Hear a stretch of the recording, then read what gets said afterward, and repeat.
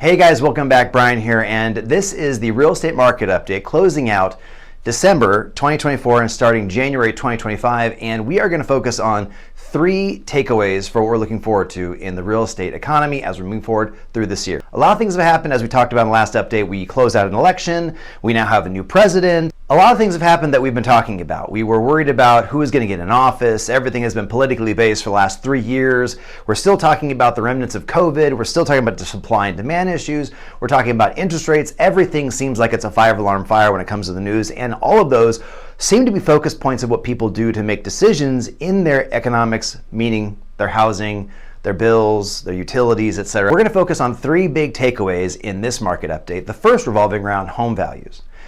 When it comes to home values and the prices that people are able to acquire for the homes, it's going to revolve around one major contributor this year in 2025. The first part is supply and demand. We're going to see property values go up, but it's going to be completely tied to the supply and demand in the areas for which people are selling those properties. So what I mean by that is we're seeing reports about property values going down. I've heard 10% reductions in this city, 20% reduction in this city, 50% reductions in this city. And I've also seen situations where in areas where we live, 3% increase, 10% increase, 4% increase. But why is that not the same for everywhere? There's some places which are more populated where people absolutely do want to own the properties they live in, and rents are also going up out of control. So the trade is I'd rather buy than rent. And so you're seeing in that some places where in other places there's a large scatterbomb of properties and the rents are still relatively low compared to the amount of inventory there is to purchase.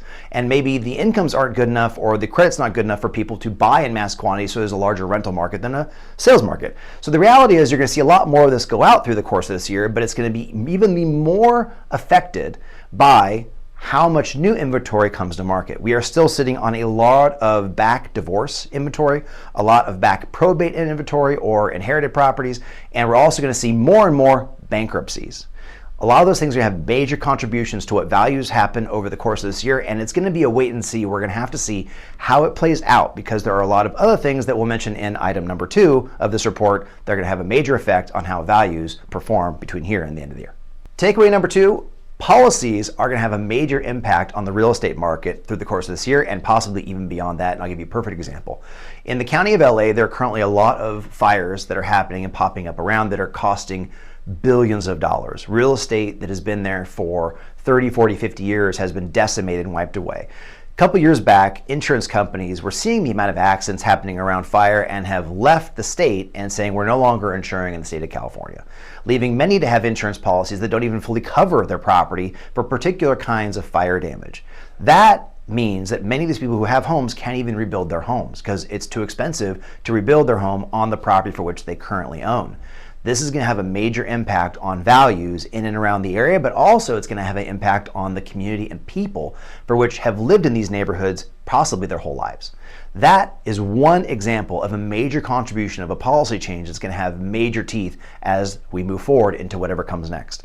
And that's just one item. There are many landlord-tenant laws, rent laws, a lot of things around California specifically, and other states as well, by the way, that have policy attached to them that could be major problems.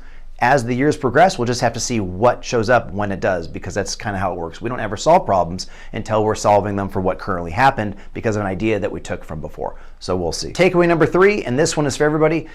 Belts are going to tighten just as a side effect of getting used to what's going on now. So for a long time, we were waiting for the economy to correct and things to go back to the way they were. And the reality is we are in a new market now, but we're now getting pretty used to it. COVID was, 3-4 years ago now. Now it's just a part of the conversation. It's what we went through. It's what happened. Wearing masks is just, hey, if you want to wear a mask, you wear a mask. If you want to do hand sanitizer, you do hand sanitizer. It's just become this kind of thing we do if that's how we feel about it now. Where before, people would look at you crazy if you showed up to any appointment, even your own doctor, with a face mask on. Before COVID, if you showed up with a face mask on to your doctor's appointment, they would have thought, whoa, this guy must have something really bad if he's showing up at the doctor's. But now it's just a way of life. The economy is going to be the same. People are going to start tightening their belts and doing without simply because it is an easier transition than trying to figure out how they're going to wait for this next set of money to start coming in. So tightening your belts is going to be the next major contribution to how we see the economy perform, but more specifically, the real estate market and how people are going to spend their money on their housing. So those are my 3 top takeaways. If you have any questions or would like any further information on real estate specific or even economics or anything else we can help you with, please reach out. We're here to help you. Otherwise, we'll see you on the next market update.